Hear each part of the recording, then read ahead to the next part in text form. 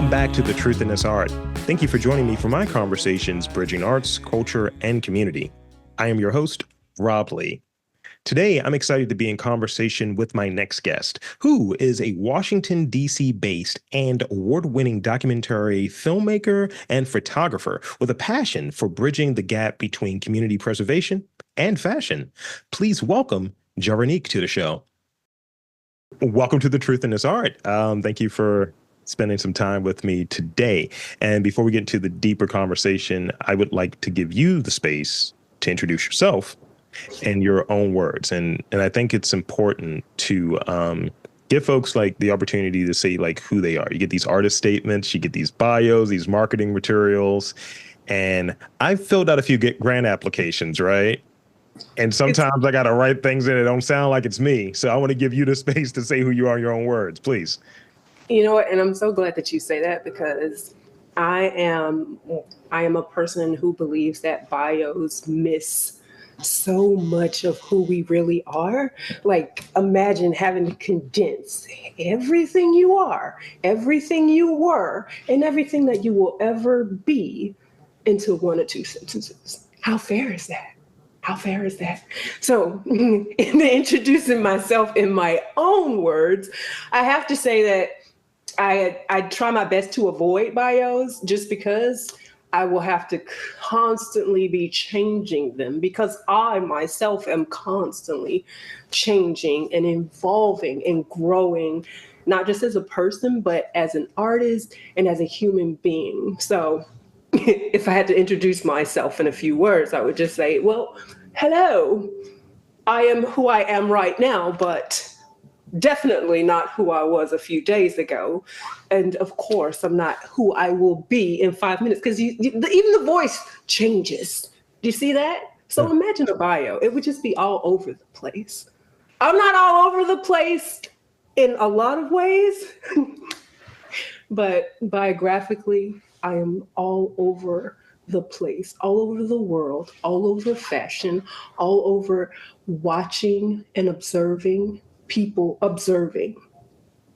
in the world around me and learning to tell stories better. So that's who I am. I'm a storyteller who's just trying to figure it all out. That's good.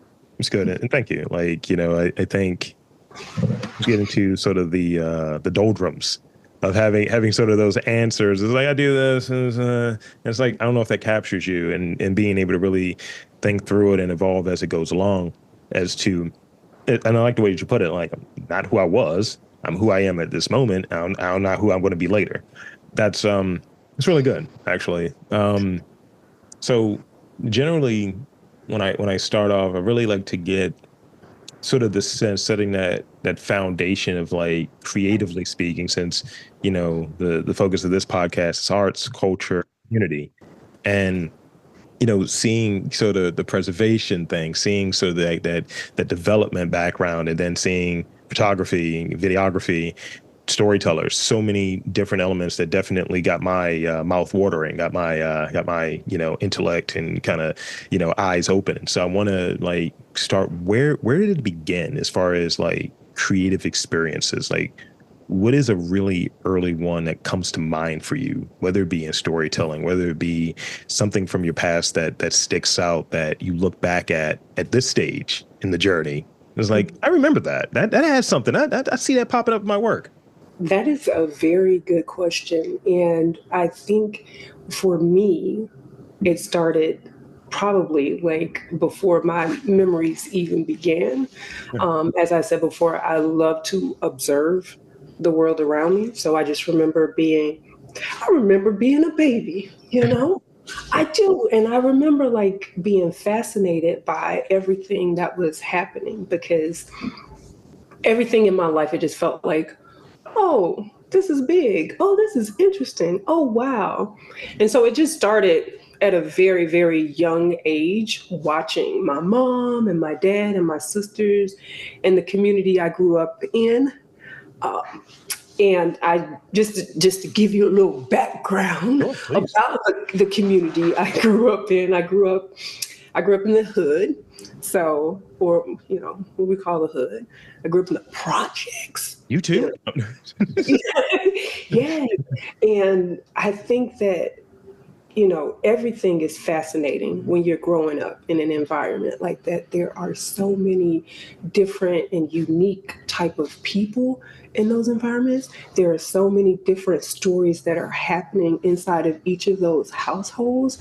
And if you get the privilege of joining in at a breakfast or a dinner table or a cookout or any type of experience that is happening in those type of environments, and you do it without like connecting or engaging, then you're missing out on like something super special, because the amount of stories that just come out of that experience in and of itself feels magical. And so you see it in the world around us, how hip hop is influencing everything, or how like the lifestyles of people who come from certain backgrounds and cultures are emulated in so many different ways.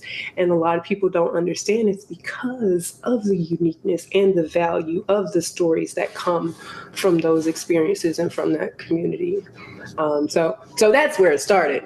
Long time ago, when I was a little girl, growing up around all of these amazing, unique individuals and groupings.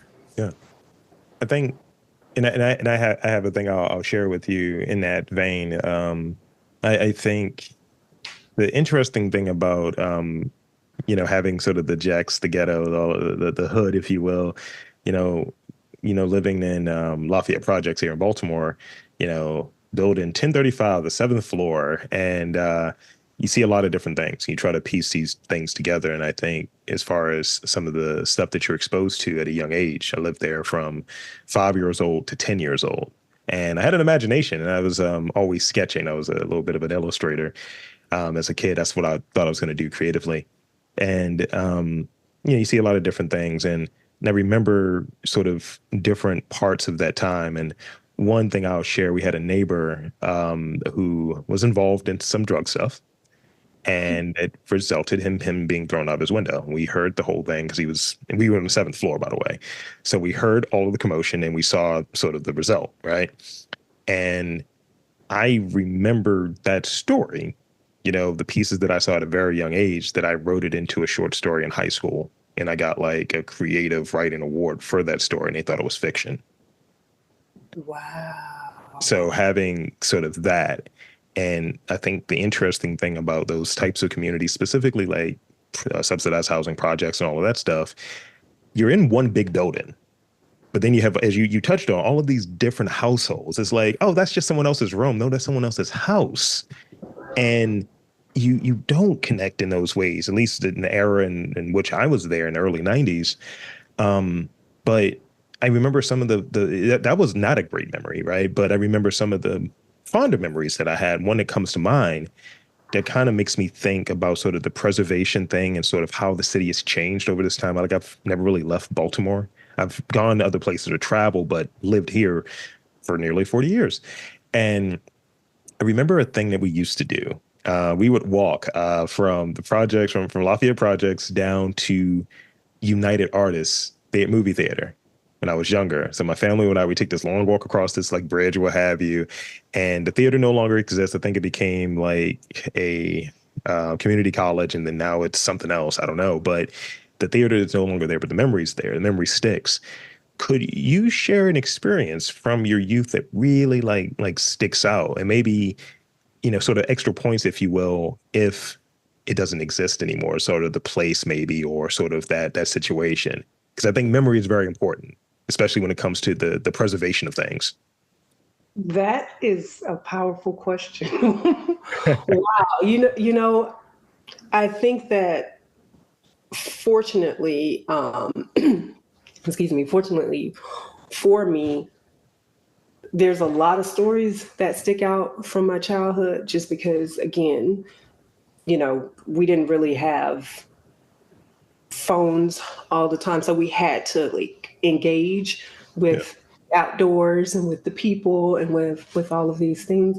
So there's a lot that sticks out, but if I have to think of one that sticks out of something that is just no longer there, then it would have to be my childhood home, um, on Copeland Avenue in Atlanta, Georgia, where my grandma and grandpa, we call him Papa, my grandma and grandpa, it was their home originally. And, it was this place that was always filled with people, and it was always filled with music and emotions and rats. No, it wasn't always filled with rats, guys. I'm kidding. It wasn't always filled. But let me tell you about this one time at Christmas. Yeah. When we had Christmas, and what used to happen at Christmas is that we would go to sleep early so that we can wake up in the middle of the night before the sun completely rises Mm-hmm. to open up all of our Christmas gifts. Well, there's this one night before Christmas where we could not do that because we were so fascinated by these huge cat-like rats that had decided to come inside of my grandma's home. And they came into the home because the barn from next door had been torn down by the homeowner next door. So we tore down the barn, and these big, huge rats, and we couldn't call them rats in my grandma's household because she thought that was jinxing her home and increasing the number of rats that would come inside.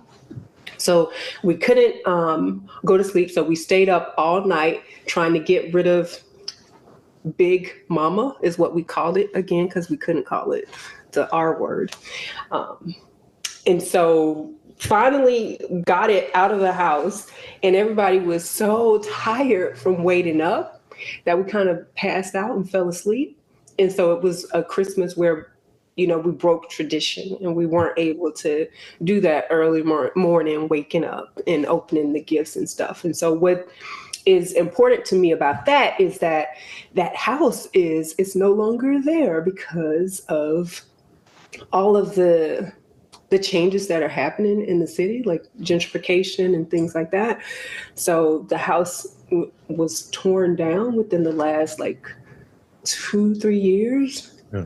And another house was placed there. So it kind of, it hurts just a little bit because we have so many memories that were built up inside of that house. And I think when you're not able to preserve those foundational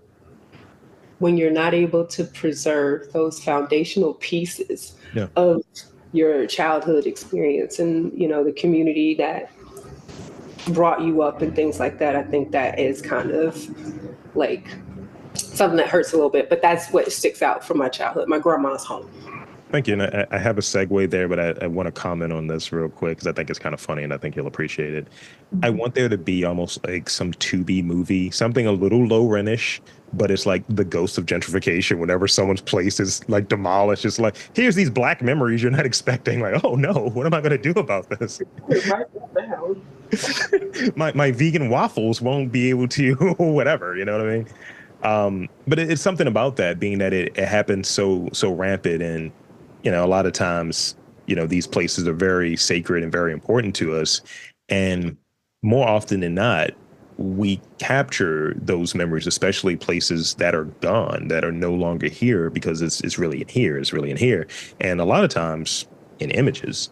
So in talking about sort of memories and segueing into, capturing memories visually, what in terms of capturing memories visually, what is a striking image for you?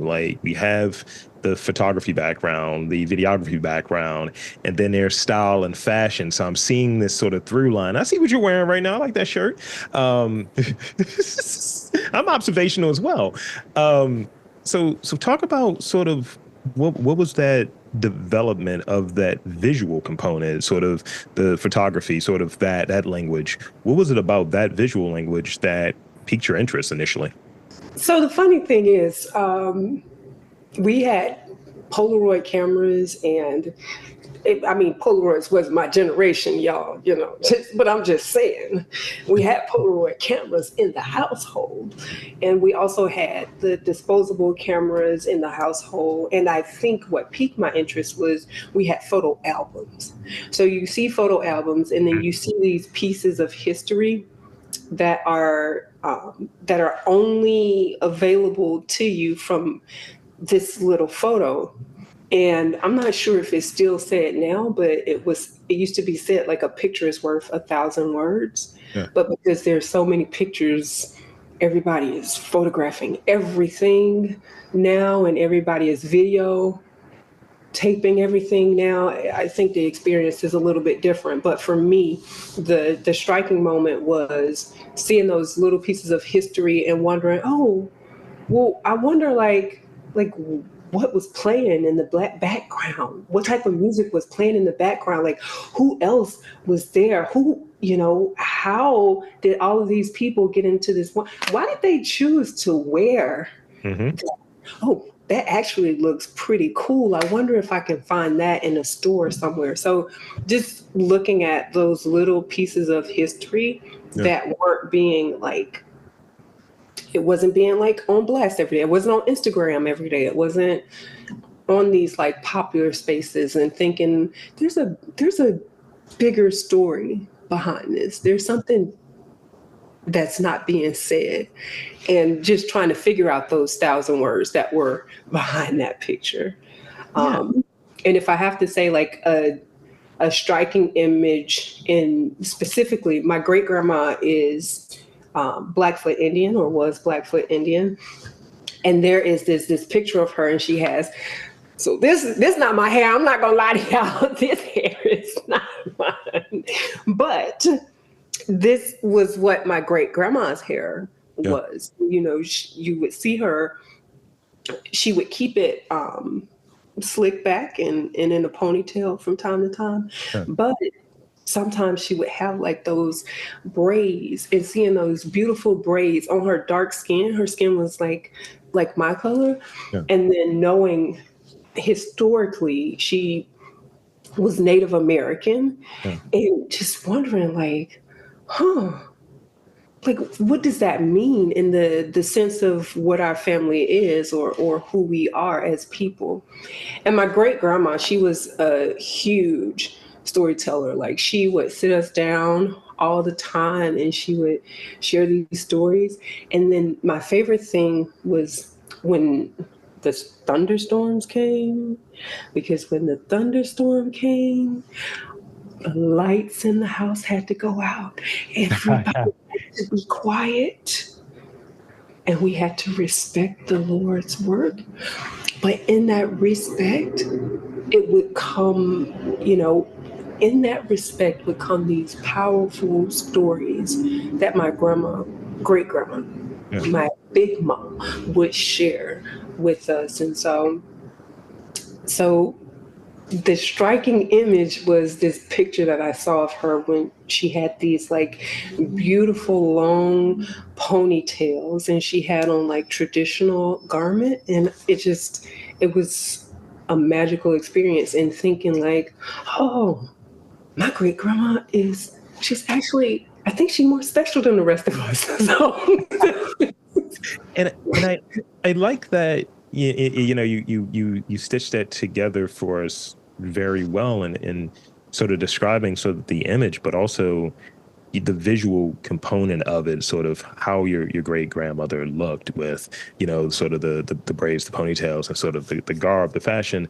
And, as you touched on, fashion is a powerful art form. So we want to dive into that a bit more, but I definitely want to ask you visually, whether it be photographers or even sort of like folks in the fashion scene, like is there specific houses and things of that nature. But who are the icons for you? Like, who do you like? Like, I like the way this person frames a shot. I like the way this person uses color and things of that nature. Speak a bit about that. So, Rob, with this question, I feel like you're asking me to point to mainstream designers and fashion professionals and stylists and things of that sort. And I have to say that maybe I shouldn't guess, what you want. And maybe I should just tell you my inspiration or my favorite like fashion professionals are the people who, it's a lot of people who are so extremely talented and so powerful in their creativity, but they lack access to things like maybe streams of income to put their work on a larger platform. And even in today's world where you have the free platforms, not so free because you're using all your time on there, but you have like social media, Instagram, Facebook, TikTok, and all of these things, there's still people who are a little bit missed. And those are my favorite professionals. Yeah. Because when I say that seeing somebody create from a place that is not influenced by likes or comments or shares and things of that sort, it is so beautiful and it is so powerful, and it takes away like this pressure to feel like your work excuse me, this pressure to feel like your work isn't as great as the next designer or artist or professional. So naming names, I had to first start with my mama because my mama had to style 6 girls. She had 6 girls, and all different looks, all different body types and sizes. So she had to work with that in her style and stuff like that as we were growing up. And it passed on to us in different ways where, my sisters are now owners of different style type of business platforms and stuff. And so Million Marie, that is like my number one favorite professional, because this blue shirt that you see, she always dresses me, and she dresses me in a way that I don't think I could dress myself, and I love that she sees the need for me to be dressed, even as an adult person, and she just does it for me. So I love her. I love her sense of style. I love the fact that she can see things in ways that we can't see them.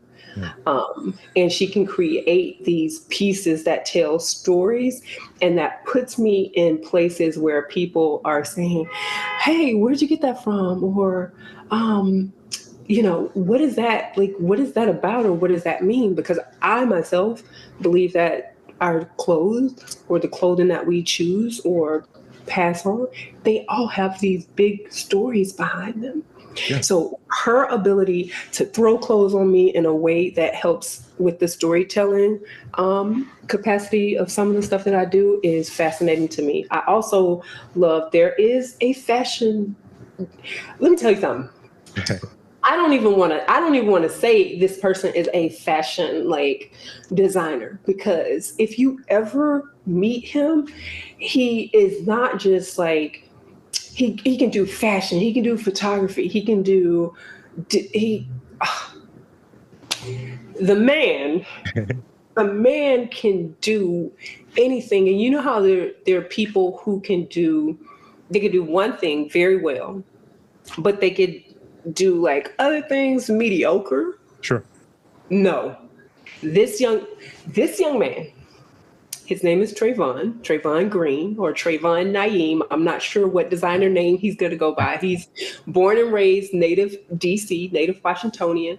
But when I say everything he touches, it seems like there's some type of magical gold experience inside of his hands, like the brilliance that he places into the stuff that he designs, or the way that he photographs people or things, or the way that he creates opportunities for the community. Sure. It is powerful beyond measure. Like, I see some of his pieces and I think to myself, like, how could you even price something like this? Because it just doesn't feel like it belongs in that world of pricing. It belongs in a space where you have to just be able to accept priceless things, and there has to be like some type of way that he can get something from it. But it should be like, I don't know, somebody should give him an island or for some of the stuff he creates, because it just comes from this space of, this is something I have not seen before. It's a lot of colors. And if I put it together myself, you would be like, what is that you just did? But the way he puts it together, let me see. I'm going to show you like a picture, and I hope I'm not giving away too much, but the way that he pieces together colors and things of that sort. You know what? We're going to wait until Trayvon releases this stuff, because I don't want to put his clothing and stuff on blast before he releases it to the public. But Trayvon Green, or Travon Naim, is one of my like biggest inspirations in the fashion community.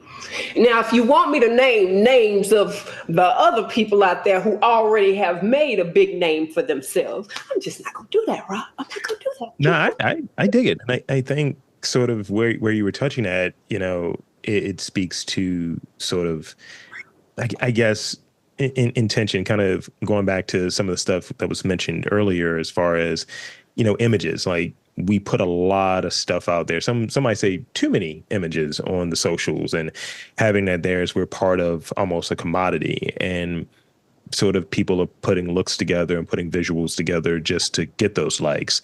But when someone is just head down working on their stuff and having an intention, having a point of view, a perspective, that it has a little bit more value. I don't know if it's the same island value that you were describing, like, give dude an island, but maybe you give dude an island. I don't know. You like give him the world. Honestly, I just, and here's the thing, to me, it just makes me feel like it complicates this world that we've created, where everything has to have a certain value associated with it, because then it kind of devalues some things that are, like I said before, priceless. So, yeah. So I do this. This is sort of what my output is. And it's this weird conversation that happens literally every day, of someone trying to add a price tag to what I do. I don't really speak in those terms, right? If someone is like, what does it cost for you to do this? I can tell you how much it costs to produce an episode. I can tell you how much it might cost to get me for a certain amount of time or what have you. But as far as what does it cost, I don't know how to answer that question. And frankly, it makes me uncomfortable. And because I don't think of things in that term, I think it has some value, but then maybe the downloads aren't as high. Maybe those likes aren't as high. You have to divorce yourself from that idea of that external sort of validation. And I'm gonna berate social media a little bit and sort of the general way that we do things. I think we're constantly being advertised to, and the story and sort of the intention gets lost in it, because we pursue the bag and we chase the bag, and it's fine, but we're being marketed to constantly. And I think we're lulled into this sense of your work, your creativity, your voice, all of those things don't matter as much because you didn't get those likes and that engagement. I cannot count the number of times y'all done almost made me give up because y'all didn't like, comment, share, and subscribe. That's my channel. No, but seriously, like, I think that there are so many times where even myself as an artist, like, I've had to close out social media accounts because I'm like, I know that was good. I know, to me, I felt like it was my art. It was something I created, and I definitely like try to not be a perfectionist, but I also tried not to put out junk. Yeah. That was before the internet. Now I don't care what y'all. I'm just kidding. No, but I try not to put out junk, but it's like, it. And then sometimes you'll look at pieces and you'll be like, are you kidding me? Now that is some like no thought was put into that. It was just like so. So now I'm finding an equal balance and maintaining space on the internet and stuff like that without like degrading the art in and of itself. No, I hear you. And, I think it's trying to find like sort of the why and what's true for doing whatever that creative pursuit is. And going back into sort of the powerfulness of fashion, right, as that art form. Could you share your perspective on how fashion maybe shapes or influences, the cultural identity of a city like Atlanta, like DC, sort of, you know, I DC is a transient or transitory city, or district, if you will. But I think I look for the black folk there, if I'm being honest. And Atlanta's black, it's blackly blackness. So, I think that that's a theme that runs there. But I just want to hear your thoughts on sort of the how fashion shapes and influences the cultural identity of places like Atlanta, places like DC. Rob, I've been waiting for you to ask this question. I have just been waiting because when you think of transient and you think of like DC being transient in nature, I'm going to tell you there's a myth behind that. Okay. Because inside of DC, if you actually get to know the real DC, not the glamorized, what is it called when you get work, the plastic surgery Yeah. DC, not that DC, but the real DC, like the real DC culture, there is some of the most fascinating, talented, creative fashion professionals, I'm going to say in the world, because I've modeled from, from the States to overseas in a lot of different places. And I think that DC kind of gets shut out of that sometimes because people always think of DC as a political place. They think of it, as you said, as a transient place. But the locals, not the locals, but the natives, Yeah. the Washingtonians, the people who were born and raised in DC, they have some of the best fashion brains on the planet. Like the level of creativity that goes behind their pieces is unique. And I'll say that in storytelling, you will find lots of you have the urban DC creatives, Sure. then you have the high fashion DC fashion creatives, then you have the abstract art DC creatives. And the ways that they shape and form a lot of things that happen in culture. I mean, with DC being chocolate city for as long as it could possibly be, and then the state of everything that's going on in the world, a lot of the people who were coming to DC were coming because they came to this place where they saw people who dressed outside of the box, or who, they just weren't in these regular suits and ties. Hairstyles are creative in terms of like natural hair. You see some of the most unique natural hair formations, and you can wear this to work. Yeah. A lot of, I was reading somewhere where I think it may have been New York, where they had to pass a law where people Okay. could wear their natural hair to work and stuff like that. Yeah. But coming to DC and seeing that, like, you are in these spaces where your natural hair is respected as a part of you and a part of your contribution to the work environment, that was powerful. That was powerful to me. That was powerful to me then, and it's powerful to me now, because I think that there are so many places that you go inside of and you can't represent who you are uniquely. You have to fit into this like style code and things of that sort. But DC is this place where you get some of the most eclectic looks. You get some of the most stylish people. And of course, like any other city, you have people who dress down on a regular occasion, but hop on a metro, hop on like just go down a regular street at a certain point, and I can guarantee you there's not one day that'll go by where you won't see somebody who is native to DC, maybe like and even the foreigners, you won't see somebody who is dressed in a way that shapes the culture of the city and shows that DC is it's a vibrant place full of vibrant and unique people who have something to add, not just to the local spaces, but to the international world around them. Yeah, I think it's, and thank you. I think it's interesting. Like I'm from Baltimore. I spent some time in DC, spent time in Philly. And when I leave town, I just dress how I dress. I don't know. I'm from here. Always lived here. I'm told I don't sound like I'm from here. I don't act like I'm from here. I was like, I don't know what that even means. And so I know I don't dress like I'm from here.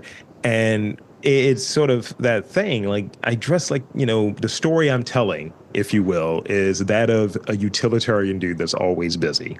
And like I can go from the gym to work to studio. There's no shower in between. It's just bop bop bop, and it should be a shower in between. So I got to work on that. I'm just I'm growing. I'm developing myself. I'm not, I'm not who I was yesterday, and I'm not who I am going to be tomorrow.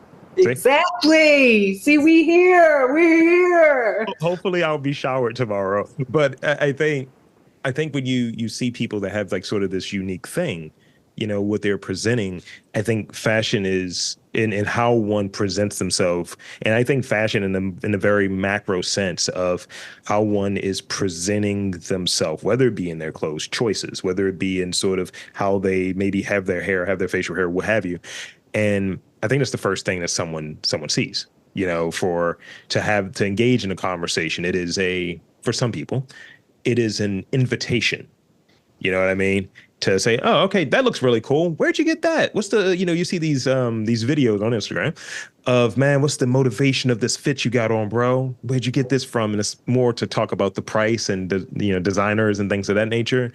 But I think, and it is intent to have that conversation. And I think there's a regionality to how folks dress. But when you fall outside of it, I think it broadens, sort of how a community, a DC, a Baltimore, and Atlanta, how the folks that are dressing in those places and how they're being presented visually in those places, it kind of broadens it a bit more. You know what I mean? It does. Like even the hat that you're wearing right now, it's basically like, oh, what's that? Can you tell me about that? Like, what do those pins represent? Like, where did you get the patches from? It's one of those. It's a conversational piece, and I think that in ways, even sometimes when we don't think that we're engaging in the fashion conversation, we are, because you are right now, Rob. You're engaging in the fashion conversation. Because please tell us about this hat. What's going on with these patches? And are those pins?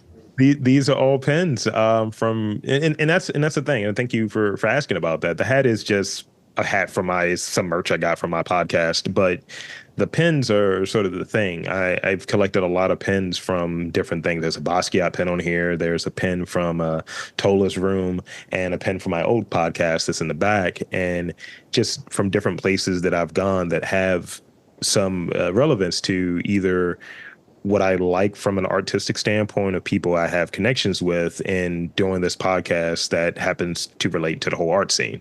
So there's definitely an intention in this hat. And I don't change these pens out. They're always sort of the same pens. And yeah, I think when I look at stuff like that, like sort of these pens, and I just threw it on because I got some stubble going on. I'm like, I ain't shaved my head today. So You just throw it on. You put some thought into that. You said, I'm about to join this conversation, and I just want people to know that this hat that I have been collecting these pins on, it has a reason. I have this Basquiat. I have what does the pin say right there? The one on the top. What does that say? this one, let me see. I don't remember. Oh, this is from Black Punk Nowhere. This is from James Spooner, Afropunk. Oh, See, yeah, see. all of the things, all of my things right there, all of my philosophies. Actually, it's a couple more in here. So Orioles pen, it's all of these different things that I like, I guess, that hit multiple areas, but definitely driven with sort of art and even community. Like, three of these pens are people that I've interviewed and that I support and admire their work. And it's that for me. And I, for a while, I wear very nondescript stuff, and I think it goes with the sort of intention and the community component. For a while, I would wear very nondescript stuff. It's just like I need a blank T-shirt, something utilitarian. If it gets ruined or something, and I'm not really sweating it too much, this came in like a pack of 10. But if I were to buy something, it is from kind of the aforementioned these more local designers, these people that I can press the flesh and have a conversation with, and it's like, yo, you got this in my size, bro? Cool, let's get that. I mean, shoes, let's just be real. I'm not doing that with shoes. I've got some giant feet. I don't want to be walking on hot coals or anything. Wink, wink. But, you know, it's sort of like if I can support and that's the language we're doing it and I admire the work and I dig the work, that's what I'm going to do. And generally, I don't really care about price in that regard. Like I've purchased some very expensive hats, here because I like to keep this smooth, bald head, protected. Nice and smooth. Hmm. Um, so and I think that's where sort of a piece of that community thing. Like when I talk with people and I go out of town and people might ask, like for context, I'm 6'4". So I'm walking billboard in some instances. I don't look like it in this, but I'm definitely 6'4". Tall people in the building. Dang. How tall are you? So it just depends on who's asking. Okay. So my my medical records, do you want to know what my medical record says or what? Okay, I'm just saying my medical record has me at 6'3". So I'm 6'3". So we would be eye to eye. We're eye to eye. If you're being honest about your height there, Rob, because sometimes there's a study that says that guys, they like to say they I like don't to stretch it a little bit. Nah. They're like 5'9" and they say I'm 6'3". So I'm 6'4", 255. what? Yeah. Wow. Did you play any sports? No, just just sports illiterate. I used to call it. It was the terminology. I was like, I ain't got it. I was always into the finer things. I used to write poetry and short stories, so just never really had the jock Oh, energy. But yeah, it's definitely one of those things where what we put out there and sort of that billboard thing I was kind of getting over is when I go to these different places and I wear something, especially if I go to like an opening art gallery or something like that, definitely is a lot more really focused intention on what I'm wearing. Last time I was in New York I think in May for Future Fair, I bought the most expensive pants I ever purchased, because I went there last year and I didn't like how I was dressed. That stuck out to me. I remembered that. It was part of that story. Now, I don't remember any of the work that I saw, right? I just remember. I wasn't happy about what I wore. So this past year, I made sure to get like these bougie ass Japanese import trousers, and I've lost some weight so I can fit those now. And I'm like, hell yeah, let's do it. And I pulled up wearing that, and I had an ascot on. I'd like to throw on bandanas, ascots, all of that, neckerchiefs, the whole thing, right? So I had a friend who was showing work there, and first thing she says to me, she's like, looking really good. I like your style. I was like, yes, intention worked. And she got the story that I was attempting to tell, like I fit here. And that's sort of part of it. There was no pins involved, but it was part of it. So in your POV, and we definitely want to dive into the sort of next chunk of questions, but I want to get this POV from you real quick. Speak more on, sort of the intention that's there when someone is presenting something like, in those instances where you may go out, you might wear something being 6'3". Um, and is it something where you were like, I want to accentuate sort of this silhouette. I want to show this in this way. I want to, present in this way. Or if there's certain color choices that you're making that are complementary. Like I'm neutral. This is as dark as I get. I get lighter. It's not good, but I get lighter. But this is as dark as I get. So I try to wear mid-tones that generally kind of complement that. So for you, what is that like for you? Well, for me, again, I cannot take the credit for dressing myself when I go out in public. I am blessed and fortunate to have a stylist who just, and I'm going to quote what she says. She says, if I had your body, I wouldn't even wear clothes when I went outside. So excuse her thinking, guys, because I don't know where she got that from, but the way that she like pieces together my closet, it puts it together in a way where I don't have to put too much thought into it. And I know what you want to hear is that I put a lot of thought into dressing myself. And I will tell you this, I do, but that thoughtfulness is passed along to me in a way that I can tell stories, or I can go into this room or this event space, and like you said in the conference that you went to, show that I belong in this space, or show that you might need to approach me so that I can hear your story that you want to share. Not so much of me sharing my story, but that you feel that I'm approachable and that you feel like, oh, let me comment on this about you. You know, I see that you're so tall and all this other stuff, but let me just, where'd you get that? And then it's like it starts the conversation. Yeah. So thankfully, shout out to Million Ree. Thankfully, I'm dressed most of the time by someone who is just fascinated with making sure that I appear in a way that feels approachable to the people who are around me. That's great. And you know, with me, I used to be just heavy on the trolling. I would wear security shirts. I would just wear different things just to have people feel embarrassed in talking to me. I would have that on. I have one shirt that is so stupid. It's probably 20 years ago, but it pops in my head right now. I used to have this shirt. I used to go to like Hot Top and get band t-shirts and things of that nature. Not bands that I like, but band t-shirts. And I had one that looked like it was covered in blood because I'm a jackass. And I remember my mother was like, "You cannot wear that anymore." I was like, "I'm going to wear it." And I would, on occasion, because I want to appease my mom. I like my mom not being happy. Is that a thing? Is that a thing that's going on in the world? Wow. Wow. I'm very much an individual. So I remember pulling up for a job interview with that shirt on. I changed it to my dress shirt, but I had that on feeling like a rebel, and it looked wild. It looked like horror movie set, like amount of blood on there. And it was just to troll because I was like, I still have to be me. I still have to be rebel. I still have to tell this story. Like I'm a horror movie fan, so that's part of the story. And I think my response to it was my story kind of being suppressed and maybe modified for someone else's benefit. And I was just like, nah, I'm gonna be a rebel and I'm gonna do it in a place. I'm going to a job interview. I'm gonna do it in a place that I absolutely shouldn't, but because my voice and my story in this sort of presentation is very important to me, I suppose.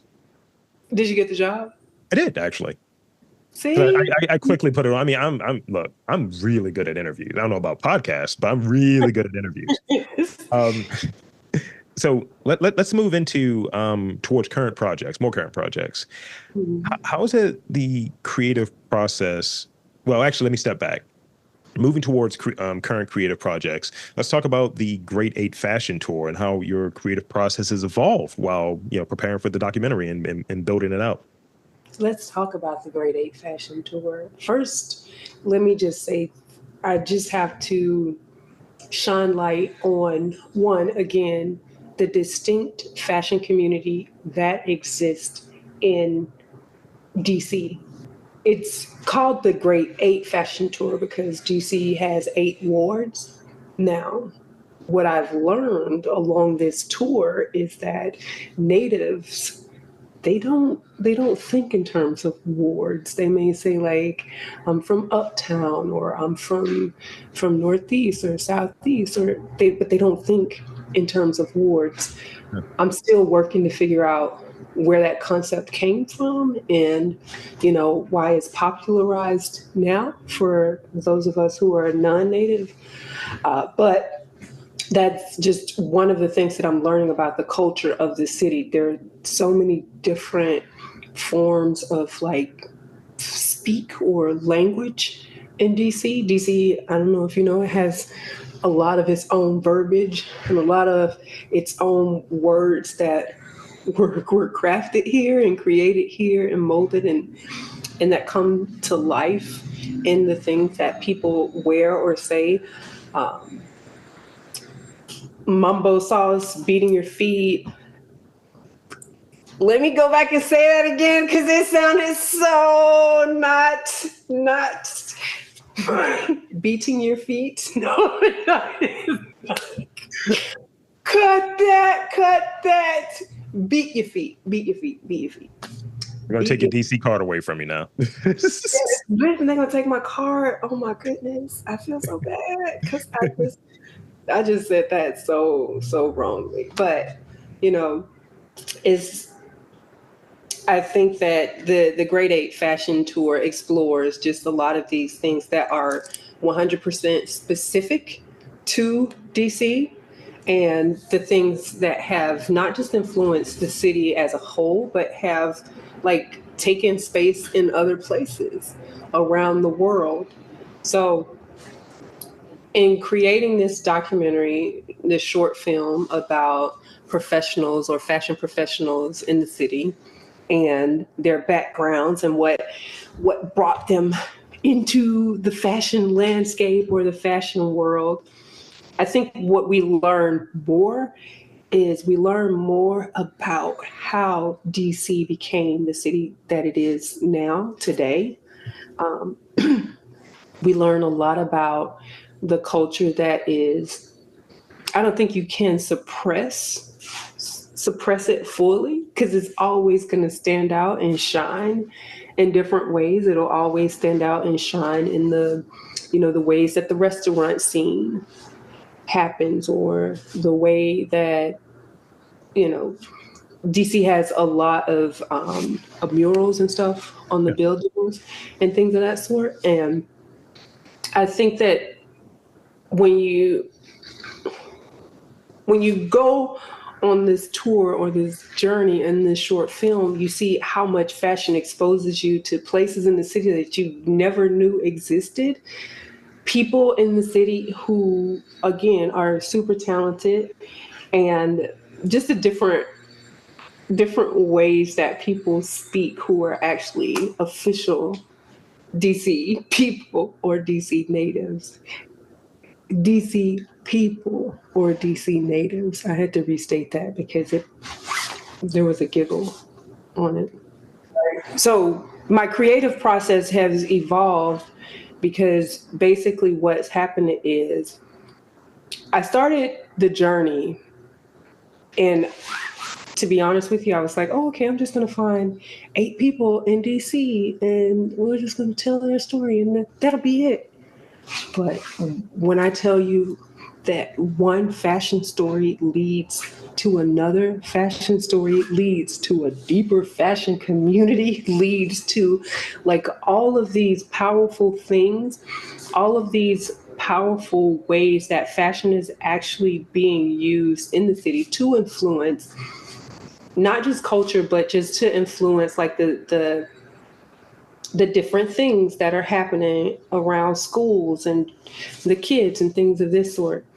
Um, and so when you come in with this concept of what you want to do and it grows along the journey, then I think that adds to the way that you evolve. So I've evolved because I've learned that like storytelling does nothing for the people who are hearing or seeing the story if it doesn't take them on a unique journey.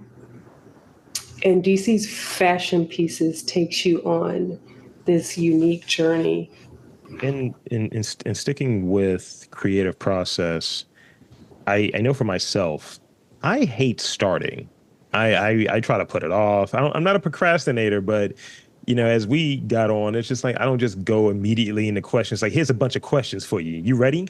It's more of like, let's talk. Let's massage into the conversation. And you let the guests know, hey, the mic is on, we're recording, but this is more so to get comfortable in a conversation. More often than not, meeting people for the first time, this is essentially like blind dating with creatives, right? And we all get these different nerves and all of that stuff when we're going in. And I only got that through doing it, but starting is always a challenge. It's like breaking the ice. So for you in developing the Great Eight fashion tour, what was the most difficult part for you? I think the most difficult part for me in developing the Grade A fashion tour is one, when you're having these conversations,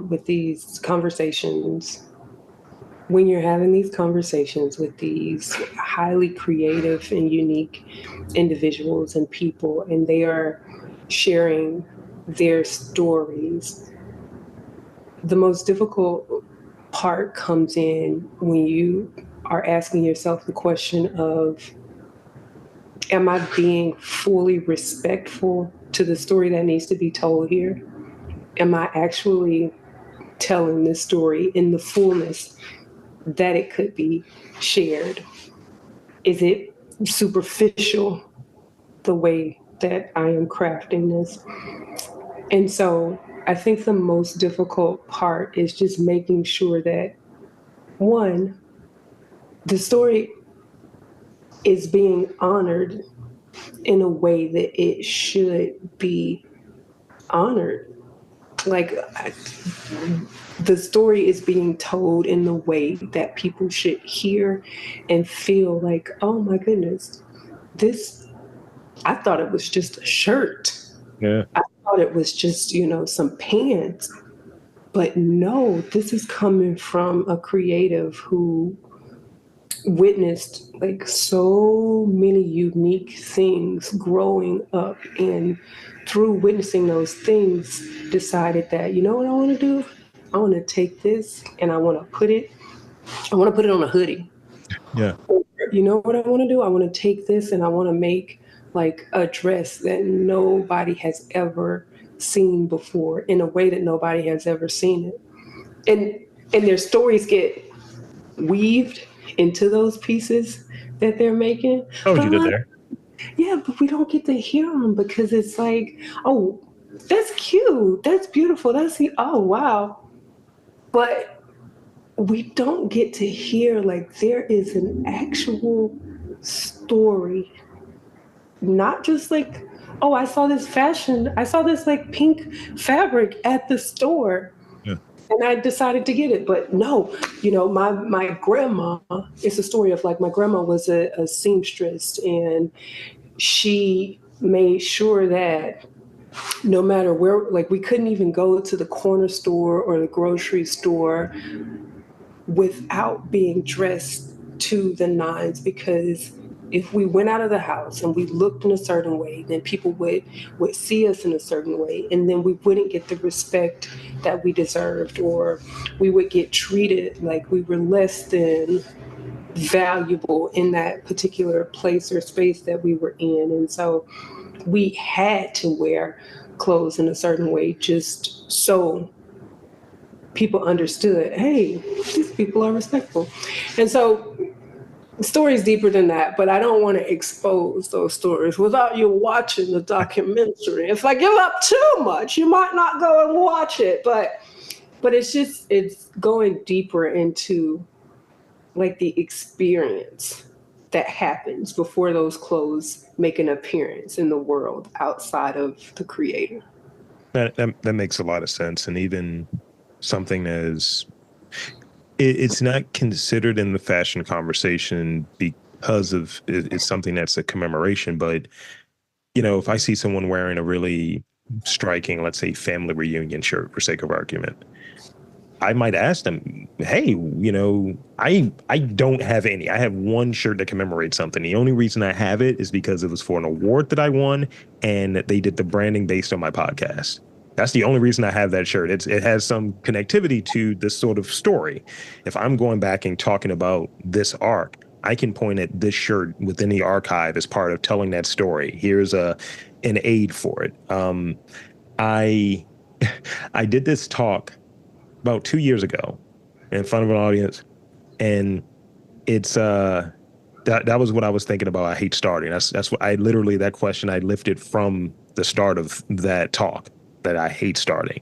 So the way that I got it over, you probably notice in this sort of conversation, I try to use humor as a tool to get things over. When I'm uncomfortable, I use humor. So Laugh it out of you. so the thing I did, I get on stage and I have a jersey that has a nickname on there, and it's ridiculous. It's a nickname that I gave myself. And so in it, the thing about this particular talk, it's about the idea, the concept of truth, of sharing the truth. So when I say it, right, I pull out the jersey and I'm holding it. People are like, why is he holding this jersey? So right there, I have this article of clothing, something that I have custom. I had an artist customize, chain stitch, all of this different stuff. And it has a name on there, Wave Daddy, because I'm has that on the back. And it got a nice laugh out of it, because it was just like, I was like, since we're being truthful, I'll share the truth with you guys. I give myself my own nicknames. Here's one, and I pull out the shirt. So right there, it's framing what I'm going to talk about for the next 20 to 30 minutes. And I'm using a piece of an article of clothing to help tell that story. And I think that there's the regionality to it, and sort of the personal stories that are there, using the, sort of the family reunion shirt. You might ask a person, you see that family reunion. So what is about that shirt? What stuck out about that one? What was that the thing? Was that like the last Christmas or the last holiday that Big Mama was around? Or was that the holiday before you went to college, or so on? And then you can actually have a person open up and go into their whole archive, as far as something very personal. When you get to the sort of regional thing about it, you see someone walking around with like a Nationals jersey or a Washington football team jersey. I'm still uncomfortable saying that, but you have them walking around with that on.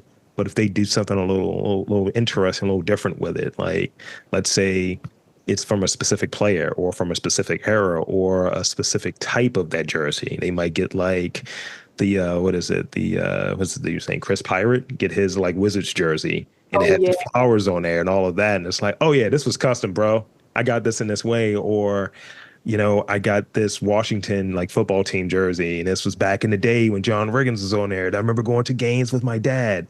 It's a million stories you can get out of something as simple as what someone is wearing.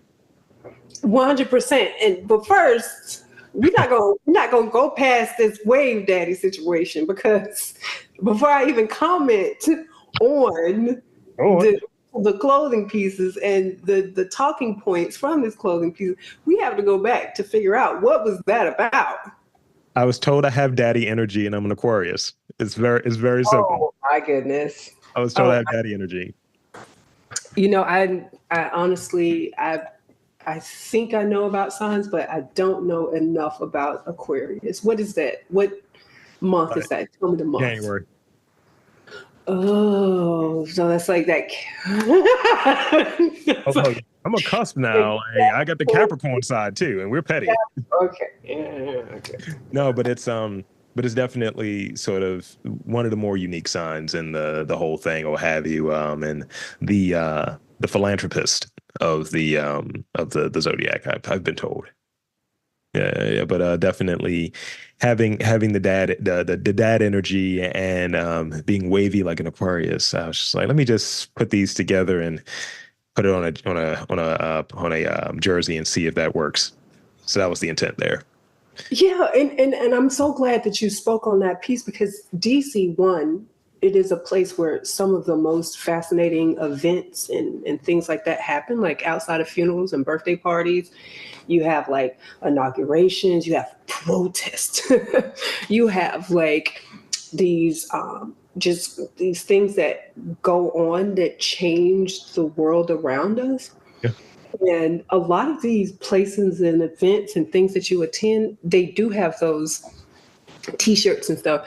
And that's one of the things that I like about DC, because a lot of times the t-shirts are free. So you get to collect these historical pieces. Yeah. It's not like merch that's being sold on a website or something like that, because you are attending this event or this protest or this, and they're giving out these pieces, and it puts you in this space where if you hold on to them, then you can continue to like share those stories in the world around you, and you can share them from a first person perspective of, I was actually there. Oh, And let me tell you how it actually, you know. So I'm glad that you spoke about that, because that, I think that is huge in the DC creative community. I was at an event where people were making things, and there's this one guy, he had like the Washington, not the Washington football team, the W oh, good. hat. Yeah, yeah. Yeah, but he put a word on it, and the word is DC lingo. Oh, yeah. And yeah, and for me, I was like, oh, I didn't say this out loud because I was like, yeah, no, this is probably not what he meant. But in my head, I was like, oh, I wonder if it means this. And there was a lady from, I don't know her full cultural background, but her appearance was one of a, I don't know the political correct way to say this, but she just, if she had an application and had to check one of those boxes to say what was it, it wouldn't be black or Asian or Latino or anything like that. Ah, And and so she went along the path of like correcting the terminology, and come to find out, no, it was not. It was basically, it's just like this Washingtonian, native Washington thing that they say, and it has a valuable meaning in the culture of the community. So watch the documentary to learn more. But but I do think that oftentimes I'm fascinated by the ways that fashion professionals in DC create language and lingo, and then they create the merch and the gear to represent, like, yeah, this was made in DC by DC, I'm from DC. And you have to ask me like a question about that, because I can guarantee you where you're from, you don't get it.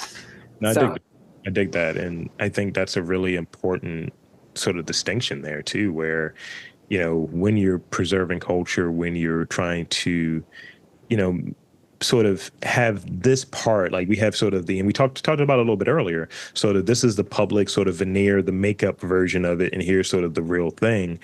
And the real thing often gets suppressed, like we have that same thing here. There are certain people, I'll just say from a PR standpoint, that are like, we want to push, this is the narrative of what this place is. Like, you remember the whole thing of like, keep Austin weird. And it's like, Austin's gentrified, or keep Portland weird. These sort of like these slogans of, we want to be presented as this, but then certain parts of that community is left out. And I feel like we talk about, whenever I hear certain cities that are kind of black, or black folks are driving a lot of the culture and the significance in that way, they're all talked about in the same way. I can I can do one, two, three. I can count on one hand how quickly we're going to get to the word vibrant, gritty, or something like that. And you just want to say it's black and brown people that are there, but you don't want to call it that, because you almost have to give it credit. Clutch your pearls, you know what I mean? But it's sort of that. And that's the thing that kind of hooks me and captures me. And we see it in sort of these underrepresented and unrepresented groups, that their culture, these microcultures, pieces of it are cherry picked and being put in front as, this is what this place is. And it's like, that's gay slang. That's like from the queer community. That's from the black community. And you guys did this homogenous thing and say, this is what this place is about. And these are the clothes that they wear. And this is what they do. And it's just like, well, that came from there. That came from there. Give credit to the places that it comes from. But in terms of trying to preserve sort of the culture and give credit for it, it's that. And I think, having a place that definitely has its own lingo, DC definitely has its own lingo, having it, presented and giving credit to where the source of it is at. That's the responsible thing. That's the storytelling thing. I think you were touching on earlier about around the challenges, giving the story its due, giving the people that are telling the story its due. And that's what I aim for in doing this. I, there are times where I'll have folks come to me, hey, so you're going to ask these questions, or you should do a podcast about this. Like, well, you could do one.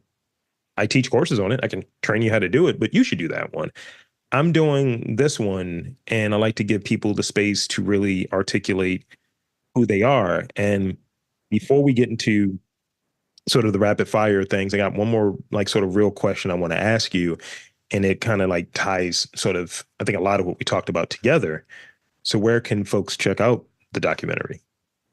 So, but they can check out the documentary is going to, or following or tracking the documentary as it's being pieced together and updates is going to be at astylecapital.com. That's astylecapital.com. astylecapital.com. Just wanted to make sure they had the spelling and everything correctly so they can follow and track the updates there. And we don't officially have like networks yet, but that's where it'll be, or where you can track what network it'll be on. Yes. So now I want to move into, and we'll be touching on that one more time because I always do shameless plugs at the very, very end. But also now these are the rapid fire questions. Got 3 of them for you. Do I have to respond rapidly? Do I have time to think? No, you don't. You don't have time to think. Now. But they definitely cover territory that we've discussed, though. Okay. I made them very tailored to. All right. So here we go. And don't overthink these. It's like the thing of I said what I said. You know what I mean? All right. So here's the first one. What is your favorite place in DC? You know, as far as like where do you like to hang out? Like where do you like to like, you know, maybe grab a drink, grab a meal, you know, people watch? I love that question because my answer might surprise you, but my favorite place that I like to people watch and hang out is the Metro. It's the Metro. And I'm just gonna tell you now, I have gotten threatened a few times. My life has been put in jeopardy a few times, but and I think that you find some of the most fascinating people in the spaces where they're getting transported to whatever it is that they're doing or they're seeing or they're being. And you find like some of the most interesting ways that they go about their travels. So the Metro is my favorite place to be. Now, let me tell you what I don't like about the Metro. I don't like the price of the Metro, you know. Like if you want me to contribute to your economy, it's great. Allow me to get to where I need to go at no cost.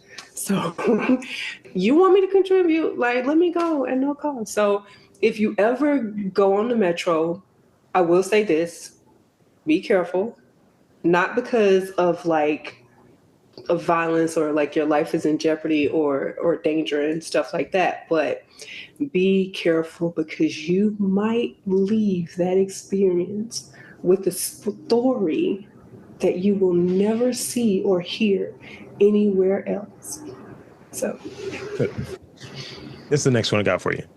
And this definitely circles back to one of the things, and this is almost a redemption opportunity for you here.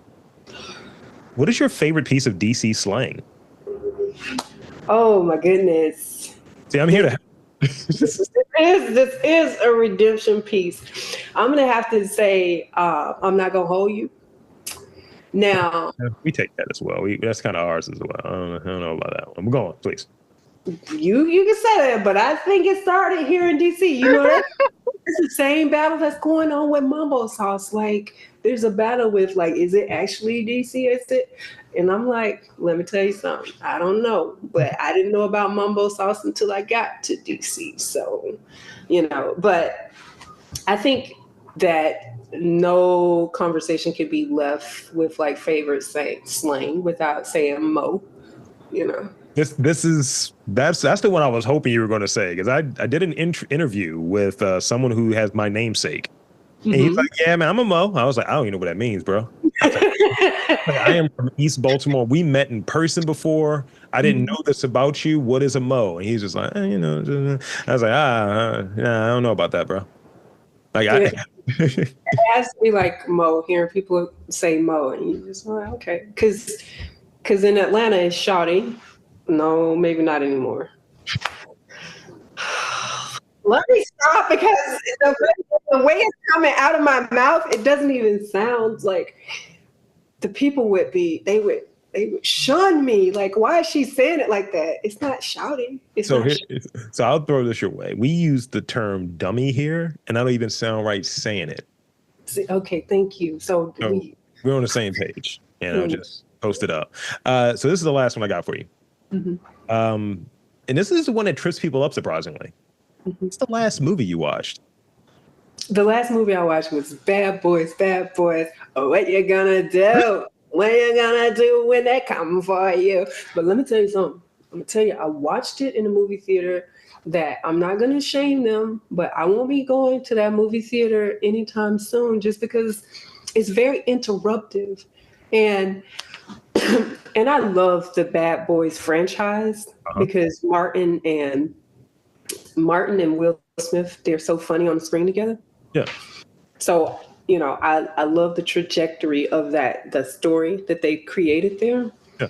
I like to watch it uninterrupted. In the last one, Bad Boys 3, I watched it at least like 6 times in the movie theater. I kid you not. I watched it in DC. I watched it in Atlanta. I watched it, a few times in DC, a few times in Atlanta. And so coming into the movie theater, I went to see it the weekend it came out, which I think was last weekend, maybe the week before. Went to see it in the movie theater, and it was a dine-in experience. Mhm. And they don't stop serving when the movie starts. They keep serving. Ah. You know. So love the movie, hated the interruptions. That's a good answer. That's a good answer. I've definitely very particular about my movie going experience. And yeah, we used to have a place up here that was really into that. And it was good as far as like having the service and all of that stuff, but they were very specific about, yo, we not serving in here. You can come out and get your food after the movie has started. We're not doing any of that because Lord Lee, that's the actual alias, Lord Lee, Rob Lee. I actually, I'll talk to some. I'll put my hand on someone's chest, like a little less of that, a little less of you talking during this movie. I'm trying to enjoy Venom, Let There Be Carnage, and you are ruining my movie going experience. And the movie is bad. I'm just trying to enjoy the bad movie. So with that, there's two things I want to do as we close out here. One, I want to thank you for coming on and spending some time with me and just being a great guest. And two, I'm going to invite and encourage you to share with the listeners where they can find you, film, social media, website, all of that good stuff. The floor is yours. You can find me watching you somewhere from, a park bench, a Wow. metro seat, or things like that. I know you want me to tell you where you can find me on social media, but I will tell you that if you go to search for me on social media, you might find me, but you won't find me because I I have the platforms, but I just don't engage like I should. So do definitely support it. Support me. I'm at JERONIQUE everywhere out there. Yes, you are. But if I update, it's going to be at a very slow glacial pace, and except for YouTube. YouTube, I've tried to like post more on YouTube and stuff like that, but everywhere else is going to be at a glacial pace just because. No offense to anybody. I love what you all are doing. I love what you're creating. I love what you're posting. But if you go back and you start this podcast over, what you're going to do, you're going to listen to this one more than once because you're Well, you going to should. want to hear these stories more than once. If you go back and you listen to the top part, you'll hear that one of the things that initially inspired me was, these photographs and these images that were irreplaceable. and it wasn't an abundance of these images. It was just like this one image that you had to see. And I think for social media, we post a lot, and we post so much sometimes that those one powerful images can sometimes get lost. But that's not what you guys want to hear. You just want to hear where you can find me and where you can see me. And it's at my first name everywhere. I'm glad that you are going to go and support me on those platforms, even if I do update at a glacial pace. I appreciate the love that you're showing me just by saying, hey, I'm here for you. Even if you're going to post once every 5 years, I appreciate that. And there you have it, folks. I want to again thank Jeronique for coming on to the podcast. And I'm Rob Lee, saying that there's art, culture, and community in and around your neck of the woods. You've just got to look for it.